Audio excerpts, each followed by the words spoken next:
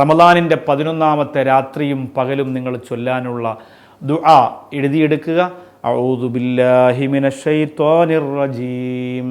ബിസ്മില്ലാഹിർ റഹ്മാനിർ റഹീം. അല്ലാഹുമ്മ ഹബ്ബിബ് ഇലയ്യൽ ഇഹ്സാൻ വകരിഹ് ഇലയ്യൽ ഇസ്യാൻ. അല്ലാഹുമ്മ ഹബ്ബിബ് ഇലയ്യൽ ഇഹ്സാൻ വകരിഹ് ഇലയ്യൽ ഇസ്യാൻ.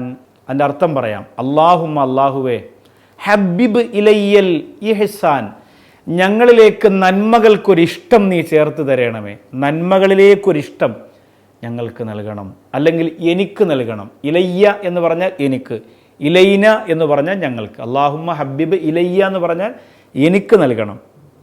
അല്ലാഹുമ്മ ഹബ്ബിബ് ഇലൈന എന്ന് പറഞ്ഞാൽ ഞങ്ങൾക്ക് നൽകണം. അല്ലാഹുമ്മ ഹബ്ബിബ് ഇലയ്യൽ ഇഹ്സാൻ വകരിഹ് ഇലയ്യൽ ഇസ്യാൻ.